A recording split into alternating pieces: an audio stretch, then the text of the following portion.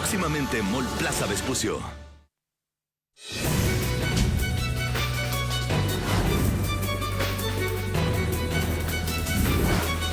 De vuelta en Tolerancia Cero y con nuestro invitado, el ministro de Agricultura, Luis Mayor. Ministro, gracias por estar aquí, muy buenas noches. Encantado, gracias por invitarme, Matías, Fernando.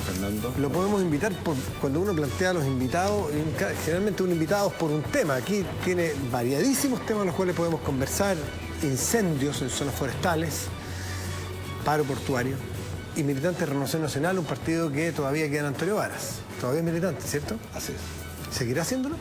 Sí, hasta este minuto sí. Hasta ahora. Sí. Vamos a ver la siguiente nota, ministro, y volvemos con usted. Acá.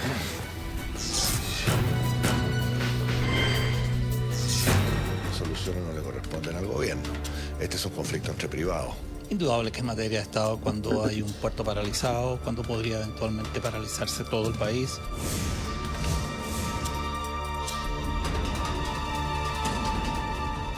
Si había un momento oportuno para la paralización de faenas, era este. Las cosechas a toda máquina y los mercados esperando la rica fruta chilena. Tras varias reuniones, el gobierno selló un acuerdo con los portuarios del Biobío y el sur de Chile para retornar a las labores y seguir en busca de una solución. Pero no todos los puertos aceptaron. Los sindicatos de San Antonio siguen movilizados. Los trabajadores no somos los estudiantes. Nosotros no somos cabros chicos. Con nosotros las cosas cambian. Y nosotros, ¿cierto?, somos la columna vertebral de la producción de este país. Cuidado con lo que están haciendo. Siempre el sector de trabajadores en Chile ha sido muy solidario. Que piensen que detrás de esto hay muchos trabajadores que están pasándolo muy mal. Piensen en la imagen de Chile, los compromisos que tenemos afuera. El próximo año nos van a decir, oye, ¿sabe qué más? Prefiero comprar los arándanos, no sé, en Argentina. Desde San Antonio se exporta toda la fruta fresca y en esta época, además, es el auge de envíos al extranjero. Algunos sostienen que las consecuencias son catastróficas. Si uno suma todo lo que está pasando, los costos que hemos tenido que pagar son inconmensurables. Realmente esto es una catástrofe y por lo tanto el Estado tiene que obviamente participar en su solución, ojalá lo antes posible. Pero si ha peligrado la fruta en los puertos, en la Araucanía hay otro dolor de cabeza. El problema político y social con un inmenso costo humano también tiene una arista económica. Juan de Dios Fuentes, agricultor de Ercilla y víctima de numerosos atentados incendiarios, llamó al Ejecutivo a permitir el despliegue de militares. Ya en el 2012 hubo quienes llamaron a los agricultores a armarse en la misma zona. Apenas entre un delincuente que le coloquen los balazos y se va a aplicar, tiene que aplicarse la ley de legítima defensa. Y como si los problemas fueran pocos para un gobierno que termina, los incendios forestales tienen a muchos pidiendo medidas. Si ya se han quemado más de 40.000 hectáreas. Aquí hemos tenido algunos incendios forestales cercanos a las zonas productivas. Obviamente hay un ensuciamiento de la fruta a raíz de no solamente el humo, sino que los desechos que quedan. Hoy día se están viviendo episodios de violencia, de atentados, de incendios que no son fortuitos, que son intencionales, y de paros que comprometen a nuestro país, a gente que es muy esforzada y que espera todo el año para llevar su producto a los mercados externos. Creo que la vía es el diálogo. Incendios, huelgas y movilizaciones que tienen al gobierno de cabeza tratando de apagar el fuego como sea en sus últimos meses. Ministro Luis Mayor, ustedes dicen, y es cierto, que esto es un problema entre empleados y sus empleadores, entre privados, por así decirlo. Por lo tanto, el gobierno no tiene que meterse. Sin embargo, muchos en esa zona de los paros, ojo, no es huelga, porque huelga y paro son dos cosas totalmente distintas. La huelga es un procedimiento legal, que en fin, es una práctica que está establecida en la ley. El paro por la fuerza es totalmente distinto. Y en los paros, por el caso de San Antonio, por ejemplo, hay algunos que les piden que actúen con fuerza pública. Ahí sí el gobierno podría hacer algo para restituir la ley, por ejemplo, o el derecho al libre tránsito en un puerto. Entonces ya no estamos en temas de privados. ¿Por qué el gobierno no se mete en esa área? A ver, uno hay que separar las cosas. El tema de privados son los reclamos que tienen los trabajadores respecto de la media hora, de ciertas reivindicaciones o cobros que ellos deben hacer y que creen que la empresa las debe. Eso es un tema entre la empresa y los trabajadores. El Estado obviamente tiene que ayudar a atender los puentes, abrir los espacios, hacer de garante de los acuerdos, tratar de formar mesas, que es lo que hemos estado haciendo. Pero en definitiva, ese es un acuerdo que tienen que lograr las empresas con los privados.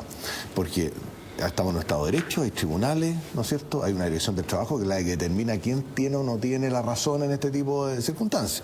Y además el Estado no tiene facultad tampoco para asumir compromisos por parte de las mismas empresas, al reconocer que los trabajadores, por ejemplo, tienen razón en un cobro determinado. Eso es materia de ley. Mi pregunta es por qué no utilizan la ley, la fuerza pública o lo que fuera que esté dentro del marco legal para permitir el libre tránsito de trabajadores, por ejemplo, que sí quieren entrar a trabajar y que no están adheridos al paro. Bueno, eso se hizo en Mejillones. Eso se hizo hace unos días atrás, una semana atrás, de 5 sindicatos. Hay 4 sindicatos que manifestaron su intención y votaron de que querían trabajar, y un sindicato. Algunos trabajadores de ese sindicato trataron de obstruir la entrada al puerto, y la empresa solicitó el auxilio de la fuerza pública para que pudieran trabajar, y se hizo, y se le dio el auxilio de la fuerza pública, y ese puerto está trabajando normalmente. ¿Y en San Antonio, que es el que le toca más cerca a su sector, al gremio agrícola? Habría que solicitar el auxilio de la fuerza pública por algunos de los actores, algunas de las empresas. Siempre esto opera de esa forma. Además hay que ser bastante práctico. Si hay un número de trabajadores importante que lo solicita y esos trabajadores están preparados para hacer las tareas más complicadas, como manejar las grúas, pues sí se justifica. No es fácil. Ayer entiendo que vinieron 300 trabajadores a conversar con el subsecretario Villa, a solicitar que el gobierno actuara. Que es más o menos el 30% de los trabajadores que hay en San Antonio. Deduzco entonces que si lo pidieron van a actuar. No, pidieron al Ejecutivo que hiciera los mayores esfuerzos por formar una mesa, atender los puentes, abrir los diálogos para llegar a una solución, porque ellos quieren trabajar. ¿Fernando? ¿Alguno? ¿Fernando? No, yo básicamente en el caso de la parte portuaria, después vamos a conversar de las cosas que están pasando en el sur, pero básicamente en el caso de la situación portuaria, ¿cuándo un conflicto entre privados, si es que efectivamente genera todos los costos que usted señala a nivel país, deja de ser un conflicto entre privados y pasa a ser un problema de Estado? Bueno, yo creo que cuando empieza a alterarse el orden público, ¿no es cierto?, a generarse ya daños que pueden ser inconmensurables. Hay una ley de seguridad interior del Estado que establece que este tipo de situaciones no se pueden plantear, sobre todo cuando causan un daño a la economía del país. En esa situación todavía no estamos, pero sí el sector agrícola está muy preocupado, porque ya el año pasado pasó por lo mismo. Los daños fueron muy grandes. Mira, no son solamente, Fernando, los daños que se producen en el momento. Chile es el primer exportador de fruta fresca al hemisferio sur, y es el primero del mundo en uva, en arándano, en ciruela, segundo en palta, en manzana, y te podría dar una tremenda lista. Nosotros nos hicimos un prestigio a nivel mundial en 35 años de trabajar en serio, cumplir con nuestros compromisos. Yo tuve que ir este año a Estados Unidos, a Filadelfia, a hablar con el gobernador y con los importadores, los convié a almorzar para explicarle por qué no habíamos podido cumplir el año pasado. Si ellos tienen compromiso con cadenas de supermercados. Ahora, ¿qué les vamos a decir este año? Se van a aburrir. Hoy día, en esta época, sale Perú y sale Sudáfrica. Van a empezar a comprarle a los peruanos y a los sudafricanos. Pero también el daño interno es muy grande. Somos el primer exportador de arándanos del mundo. El 70% de los productores de arándanos tienen menos de 10 hectáreas. Son pequeños. Y para cosechar 1 hectárea de arándano necesitas 25 personas. Imagínate toda la gente que está comprometida con ese negocio hoy día, que en un momento determinado de la licitación no puede salir. Pierde los mercados. Estos productores no van a poder cumplir sus compromisos, porque han trabajado todo el año. Esos trabajadores, hay muchos temporeros ahí, sobre todo las mujeres, que trabajan durante estos 2 meses para juntar plata, para pagarle a los niños que llegan a ir al colegio en marzo. O sea, este daño es muy grande, y yo creo que estos dirigentes lo saben.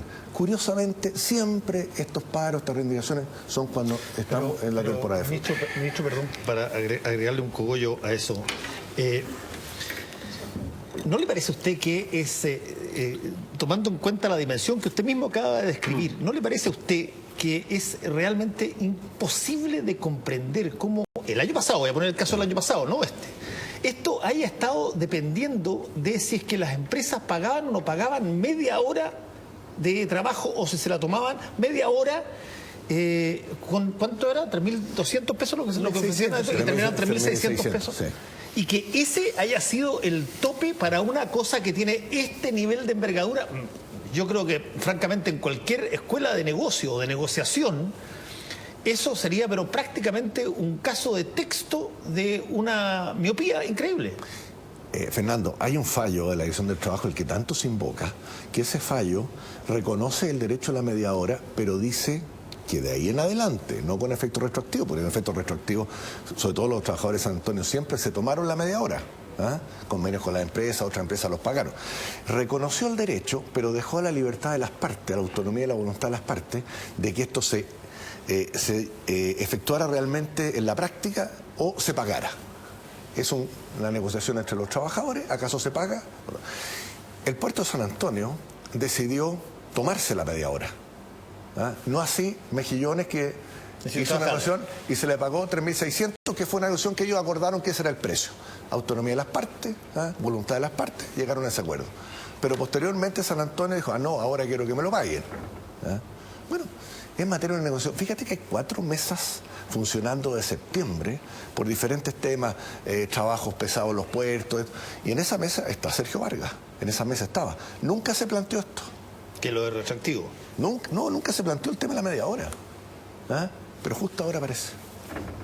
Y el gobierno ha tenido la mejor disposición. Perdón, una cosita. El ministro dice Sergio Vargas, sí, porque Sergio Vargas viene en el siguiente bloque, que es el dirigente sindical de San Antonio. Bueno, aquí estamos de alguna manera cosechando los frutos de una semilla venenosa que se sembró hace muchos años, cuando los puertos se convirtieron en operaciones privadas, siendo por definición, aunque la palabra ya parezca un poco obsoleta y anticuada, una actividad estratégica. Por todas las razones que usted ha mencionado, y ahora mucho más que antes. Porque antes portábamos cobre, 2 o 3 cosas y se acabó. Ahora toda la lista que usted menciona y otras muchas más. Y sin embargo dependemos, como Fernando lo sacó a colación, de negociaciones entre privados. Privados son los trabajadores y privados son los que manejan esas actividades. Ahí tenemos el resultado de una actividad entregada, privatizada, digamos, alegremente en un momento dado, y ahora tenemos este problema que basta un grupo, algunos dicen que es pequeño o puede ser más grande, según el caso. En Mejillones era pequeño, pero en San Antonio parece que es más grande, por eso que no ha actuado el gobierno, me parece a mí. Ahí lo tienen. Pero la segunda cosa que le quiero decir es que si los daños son tan grandes y por lo tanto abarcan al Estado, a la nación, nos abarcan como país, y el día de mañana vamos a perder los mercados no solo en Filadelfia, sino que quizás en cuantas partes más, por cuestiones de 3 lucas o porque algún dirigente sindical entró en la lógica de la carrera armamentista, yo pido más, yo soy el más choro, por cosas como esas. Me parece a mí entonces que en esos casos el gobierno deberá hacer como se hace siempre cuando un interés privado es tan grande, cuando una situación privada es tan grande que abarca a la nación. Se convierte en un tema público, como se convirtió en su momento, hace muchos años, el tema de los bancos. Cuando el Banco de Chile y otros más tuvieron problemas, eran bancos privados, pero fue el Estado el que mandó a funcionarios a Nueva York a arreglar el panizo, ¿no es así? Entonces, a mí me parece que esta actitud de cruzarse de brazos y decir, bueno, pero es que nosotros la ley y la cacha de la espada, ¿verdad? Cuando se están quedando gente con esos 10 hectáreas sin pega, o sea, van a perder su capital, se les van a podrir las frutas en cuestión de días. Esto es cosa de días, de una semana o 2. No sé cuánto más van a durar esas cajas en los containers si es que no los tocan, si es que no los sabotean de alguna manera, porque lo pueden hacer también. Entonces, esto es un problema de Estado hace mucho rato, en primer lugar. Y era problema de Estado el entregar los puertos a las administraciones privadas, dejémonos de payasada. Eso fue un error garrafal que se cometió en su momento y que no se ha corregido. Y hasta el día de hoy, todos los años dependemos de la relación que pueda tener una empresa común y corriente con un grupo de trabajadores. No puede ser. No puede ser. Ministro. Sí, Fernando. Bueno, hay varias aseveraciones. Ahora que los puertos son privados, estatales.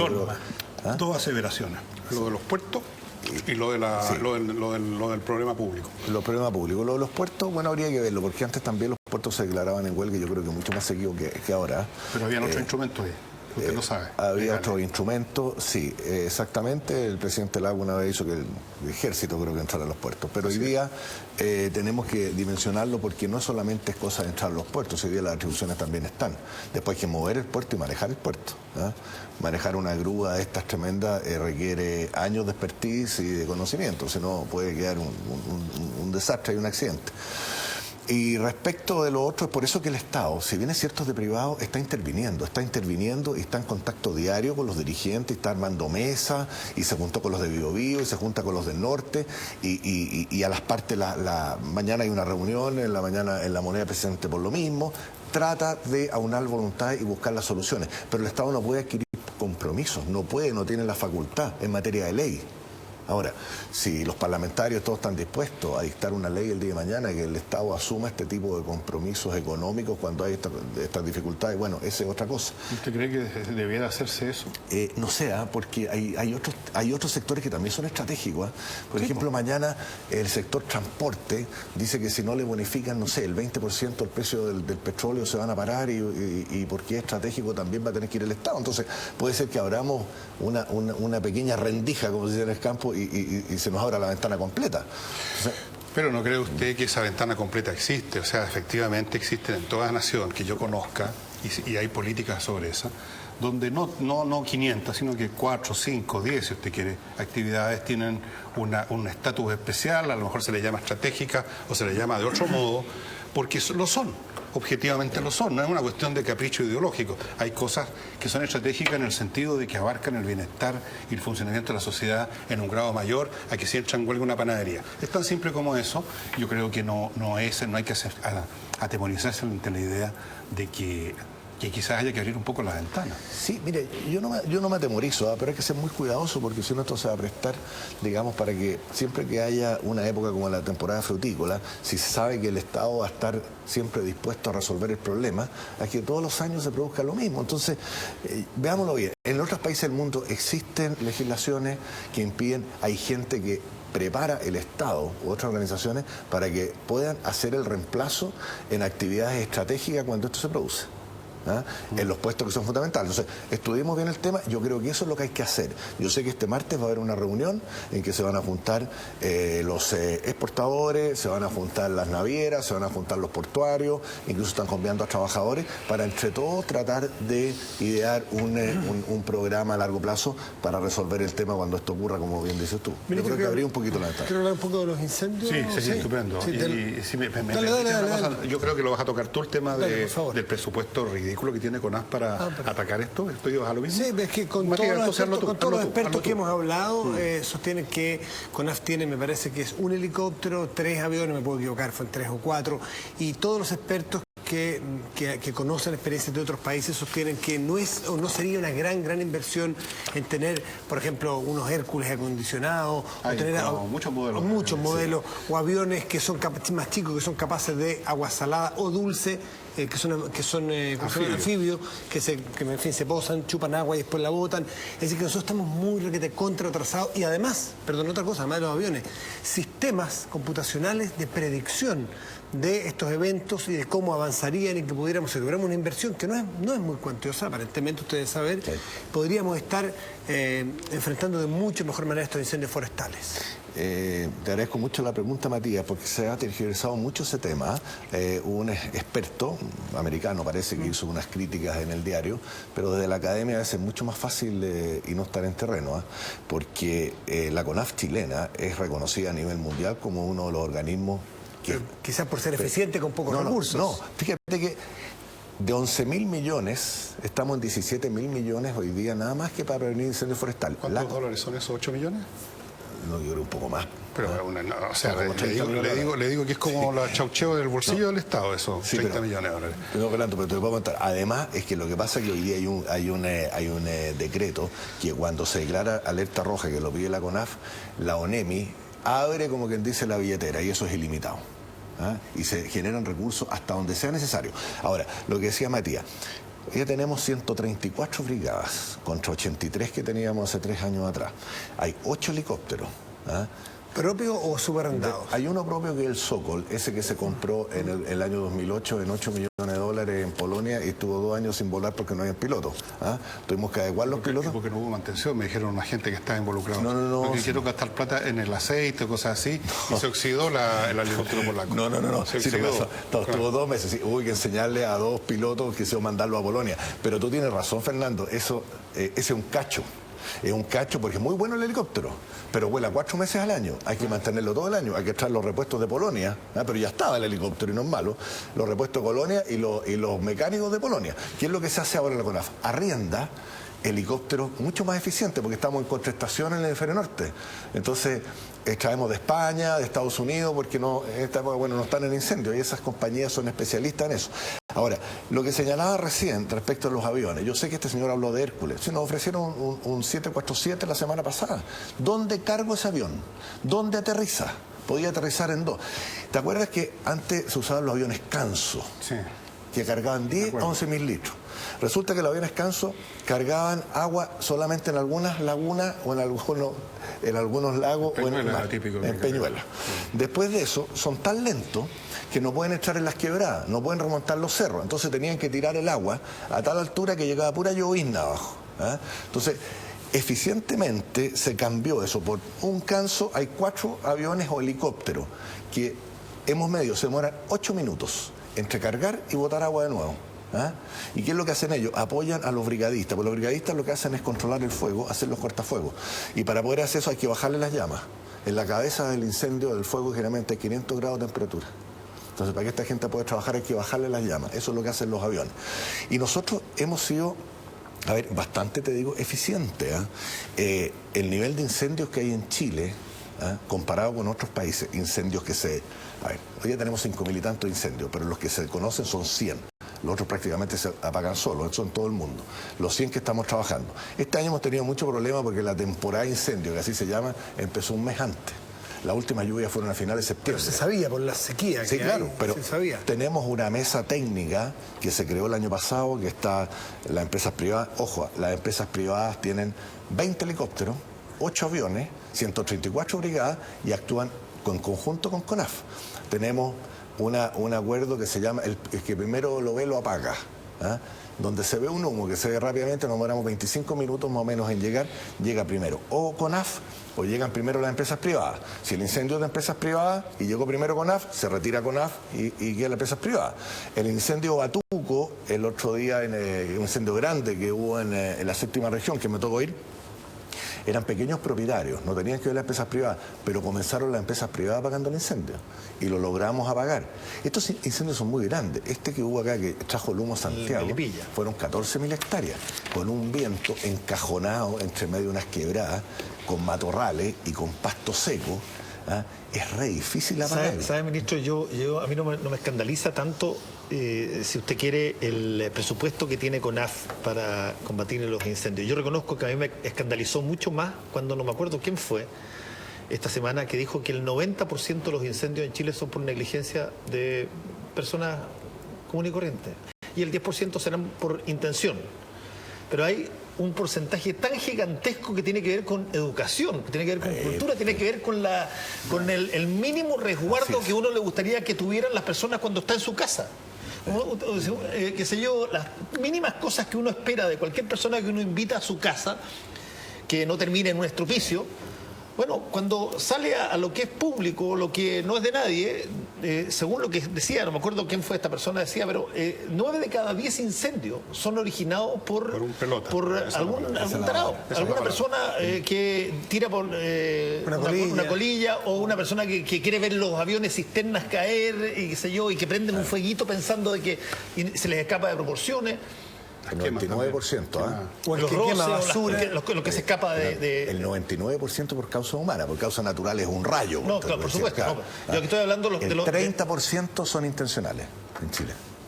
Y el resto son, digamos, en forma involuntaria, por descuido. Los del sur, ministro, que han generado una polémica aparte, más bien política. ¿Son intencionales con qué intención? Porque deben haber bastante... Hay pirómanos, gente... Mira, el que hubo el otro día en Constitución... Me refiero a los de la Araucanía. Sí. Claro, pero un paréntesis, que tomaron en Constitución una persona que digamos, confesó que había sido el autor. Tiene problemas mentales, está internado ahora acá en Santiago, digamos, pero fue intencional. Lo hizo una persona enferma, pero él lo hizo. Yo me acuerdo, ministro, y lo he dicho 2 o 3 veces, que hace muchos años, entrevisté a uno de los jefes de la CONAF en la región de Valparaíso. Y él me dijo así en un momento dado que la decisión más difícil para él era la decisión cuando sacaba el avión o el helicóptero por primera vez a echar agua. Porque inmediatamente que aparecía el helicóptero y echaba agua en los cerros de Puerto, prendían fuego por todos lados. A ver el helicóptero. Porque habían cabros chicos, gente que empezaba a prender para ver el helicóptero, para ver el avión. Entonces, por eso le digo, eso yo lo considero un incendio intencional. pero es una intención de travesura sacada de proporción. ¿Cuáles son las intenciones? Claro, hay diferentes. Lo que tú dices de travesura, de niños chicos, pero los de la Araucanía, muchos de esos no son travesuras. No, por supuesto. Porque en Angol ¿Cómo se define la intención? A ver, en Angol fueron 6 focos al mismo tiempo. ¿Ah? Y eso claramente es una planificación para dispersar la fuerza, ¿ah? Porque toda la gente tú tienes que repartirla por todos lados y no puedes apagar. Incluso hay gente, testigos que dice que vieron una camioneta color verde, una Chevrolet, que iba gente tirando unas cuestiones, qué sé yo, con llamas para abajo. Cuando ves que en Temucuicui ahí también se hace un incendio y llega un helicóptero y le pegan un tiro de abajo a 100 metros, que le hicieron así un forado, ¿ah? En el fuselaje, pasó por el asiento del acompañante y salió en el techo. ¿Ah? Entonces ahora hay que ir con los brigadistas, atacaron a los brigadistas el otro día, y los brigadistas cuidándolo. Pero ese incendio que se armó el primer día en Temucuicui, después se fue a las comunidades que eventualmente habían participado y pidieron el auxilio de CONAF y ellos mismos les dieron protección. Y CONAF apagó ese incendio. Entonces, hay una cosa que... Entiendo que la apagó incluso con la gente de la comunidad... Sí, la gente ayudó. Claro, ayudó cuando se le metió fuego a ellos. Pero hagamos una evaluación más, hagamos doble clic en la Araucanía y esos incendios, que son distintos a los de la zona central. Además, muchos han hablado que hay terrorismo allí, muchos han hablado de la intencionalidad de las comunidades mapuche o de algunos líderes mapuches que serían los... ¿Ustedes tienen esa convicción? ¿Ustedes creen que por ahí tienen alguna evidencia? Bueno, yo creo que no hay que ser muy suspicaz, digamos, para darse cuenta. Cuando vemos la televisión ayer que se quemó un bosque también que estaba de una empresa forestal ahí en Ercilla, y después vi un señor que tenía 30 hectáreas de trigo y también la comunidad que se lo quemaron completo a 2 días de cosecharlo, ¿ah? Que era una escena patética. El señor lloraba ahí en el suelo con su señora porque era su trabajo todo el año. Eso no es casualidad, eso es intencional, derechamente. Pero yo pienso, Matías, que ese tema de la Araucanía es un tema de una minoría, muy poca gente que está en eso. Hay antecedentes. Yo tengo por acá una encuesta de una fundación bastante reputada que dice que la última encuesta que se hizo, el 85% del pueblo mapuche no está para nada de acuerdo con lo que está pasando, con la violencia y con todas estas cosas, ¿eh? Entonces es una minoría que está radicada en ciertos lugares de la Araucanía y que se ha potenciado. Es que hay un enredo muy grande. Tú sabes que cuando se dictó la ley indígena había 1.300 comunidades y hoy día hay 2.800, porque la ley indígena permitió la creación de comunidades para el objeto de pedir tierra. ¿Y por qué digo que es grave esto? Porque las comunidades ancestrales tenían un tronco familiar, una jerarquía, un lonco y un cacique que era respetado por toda la comunidad. Y estas otras comunidades que permitió que se constituyera la ley, que es gente de Santiago, que va a profesionales, que con 10 personas pueden formar la comunidad, no tienen eso. No tienen ese respeto y ese arraigo. Y eso ha creado un poco de desorden. Fíjate que en el caso del Fundo Santa Margarita, de los Lusinger, no del señor que ¿Del matrimonio ese? No, hermano, pero ahí mismo al lado. Había una reivindicación de tierra de una comunidad Catrilaf. Vinieron gente de otros lados, se crearon otras comunidades. Hoy día hay Catrilaf 1, Catrilaf 2, Catrilaf 3, Catrilaf 4, Catrilaf 5. La Catrilaf 2 fue la que pidió la reivindicación porque tenía una merced, ¿ya? De tierra, qué sé yo, porque a través de las mercedes hay una reivindicación, eso es más largo de explicar. Trajeron 40 familias de Ercilla, Temucuicui, la incorporaron a esa comunidad y fueron ellas las que recibieron la tierra, ¿eh? Pero los originales de ahí no recibieron un peso. Entonces eso está en Contraloría hoy día. Pero así se van creando los conflictos. A final del gobierno pasado, y lo voy a decir con nombre y apellido, el exministro Viragallo dejó 146 compromisos de entrega de tierra, ¿ya? Ninguno ha acreditado que realmente tenían derecho, digamos, a reclamar, no ninguno, digamos, pero por lo menos la mitad, derecho a reclamar esas tierras. Porque hay que hacer un estudio de título. Porque, ¿sabes cómo se armó esto al final? Cuando vino la ley indígena, había más o menos 500.000 hectáreas que estaban en poder del pueblo mapuche. Y ellos reivindicaban las mercedes. Las mercedes se otorgaron entre el año 1910 y 1920. Así se regularizó. ¿eh? Pero hubo superposición de títulos, enredo de títulos, y había 100.000 hectáreas, un poco más, que había que ordenarlas y entregárselas a quienes las reclamaban. Pero con esto de la división de las comunidades aparecieron interesados por todos lados, hubo que entregar más tierra y ahora vamos en cerca de 200.000 hectáreas. Y además yo creo, ministro, me parece a mí que por lo menos este grupo más organizado, más militante, y entre paréntesis todos los movimientos revolucionarios nacionalistas son grupos organizados pequeños, nunca es toda la multitud, eso usted sabe que es así. Bueno, esos grupos no están tan interesados ya en el tema simplemente de otorgar tierras o de ganar tierras, ya sea de manera con tronco o sin tronco, con gente que viene de afuera u otro. Están interesados no en tierras particulares para grupos particulares, están interesados en un territorio para el pueblo mapuche. Están en otro nivel de demanda, que es lo que le da precisamente más potenciales de conflicto a esta situación. No es una cosa de entregar tierra, no es una cosa de pedir tierra, es una cosa de pedir territorio. Pedir autonomía. Yo le pronostico que en unos pocos años más vamos a ver, si es que no ha empezado ya a hablarse del asunto en los niveles políticos más altos, vamos a ver algún mecanismo de cesión territorial con algún grado importante de autonomía, como sea que lo denominen, para tratar de terminar con el problema, cosa que espero que así ocurra, pero no creo que vaya a ocurrir tampoco, que se vaya a acabar el problema con eso. Pero yo creo que por allá vamos. Esto no es un tema de entregar tierra, como está claro, y se demostró ya que no lo es. Y si las entregaran a todos los grupos mapuches existentes, hasta el último, volvería a crearse el problema nuevamente, porque lo que les interesa es un Estado mapuche. Ese es el fin último de la reivindicación de la coordinadora Arauco Malleco y de todos los grupos organizados. Y aquí una vez estuvo, ¿te acuerdas? Un líder de ese sector que con un lenguaje más cuidadoso, porque es un tipo inteligente, que no quiere crear problemas ante tiempo, lo reconoció. Eso es. Y eso es conflicto en gran escala, de una manera o de otra. Tiene razón, Fernando, su grupo organizado, que siempre son minoritarios, ya están en esta dinámica. Sí, pues. Y logran una cosa y van a la otra, porque si no dejan de tener razón de existir. Exactamente. Fíjate que en Ercilla, el lonco Juan Carlos Curinao, que es el lonco ancestral, fue el que comenzó la reivindicación en Ercilla. Hoy día forma parte de la ADI, y trabaja con el Estado, estaba trabajando con INDAP. Este año, con el apoyo de INDAP, con asesoría técnica, con maquinaria, sembraron 550 hectáreas. Y de 10 quintales por hectárea de trigo van a cosechar 55 quintales. Vayan a preguntarle a Juan Carlos Curinao qué le parece esto. Todas sus comunidades, son varias, están muy contentas, salvo este grupo minoritario, que ya le han quemado la camioneta 2 veces a Curinao, le han quemado la sede, le han quemado la casa, pero ellos no van a aflojar porque dicen que esa es la solución. Bueno, ese es uno de los elementos de conflicto que hay, esa separación entre unos que quieren seguir esta lucha, la reivindicación nacional, y los otros que quieren sostener sus actividades, sean o no sean mapuches, y que se sienten abandonados. Han sacado recién un libro sobre eso, Los Abandonados, un nombre por el estilo, creo que ese era esa es otra de las semillas de conflicto que tenemos.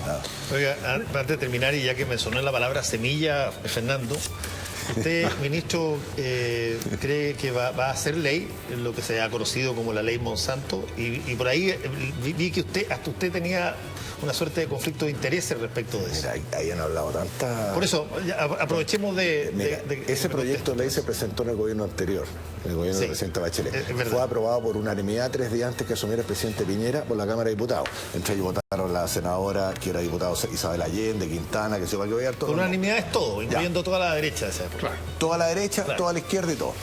Ahora, ese proyecto siguió curso en el Senado, curso normal, sin ningún tipo de urgencia, y ahora se debería votar esta semana. Y armaron tal embrollo que yo lo postergué para que lo voten después de marzo. El mismo gobierno que lo presentó, que lo termine. Pero quiero explicar una cosa. Ahí se ha armado un enredo. El otro día lo conversamos. Sí, lo conversamos. Usted no sabe lo que significa la ley de ostentores, si no tiene nada que ver con la transgenia. Son dos proyectos distintos. Oye, si no tiene nada que ver con una cosa con la otra, esto es lo que se hace en INEA. El INEA tiene 55 años, del año 1964. El INEA ha creado 268 variedades de trigo, arroz, esto, lo otro. Y no es Monsanto. La Universidad Católica, la Universidad de Chile acaba de crear 4 variedades de durazno. No es Monsanto, la Universidad de Talca. Todo, porque es variedades, no son especies. Por eso que la papa chilote y todo esto no tiene nada que ver, el canelo tampoco. Son variedades dentro de una especie, son mejores. Esas frutillas tan bonitas que compramos en San Pedro, qué sé yo, esas son variedades de frutillas que las estamos importando, porque nosotros aquí no las podemos... Cuando hay un investigador en el INEA que crean una nueva variedad de uva, como lo hizo él, después de 15 años de estudio, que costó 2 millones o 3 millones de dólares, que se llama INEA Grade 1, que es una uva chilena que soporta el periodo a Estados Unidos de posguarda perfectamente bien, Y obviamente esos investigadores tienen derecho a una protección por lo menos unos 10 años, porque no se la pirateen. Sin nada más que eso. Con esto de línea pasamos en 25 años de 18 quintales por hectárea en trigo a 55 a 60 de promedio, en arroz de 50 a 80. ¿Ah? Eso es. ¿Y la discusión pública sobre la transgenia cuándo se da? Mira, eso hay que ponerlo en discusión. Y va a haber un seminario que lo organiza la Universidad Católica, la Universidad de Chile, con el auspicio también del Ministerio de Agricultura, que vienen los especialistas más importantes del mundo que están a favor y en contra, para que no pase, como decías tú, con el voto voluntario, que una vez que lo aprueban nadie sabe de qué se trataba. Pongámoslo arriba de la mesa, discútanlo, y después verá el Parlamento, digamos, caso considera que es necesario que lo aprueben. Ministro Luis Mayor, muchas gracias por estar aquí en Todo Necesario, que está muy bien. Encantado, muchas gracias a ustedes. Vamos a hacer una pausa y a la vuelta estará con nosotros Sergio Vargas, uno de los líderes sindicales del paro del puerto de San Antonio.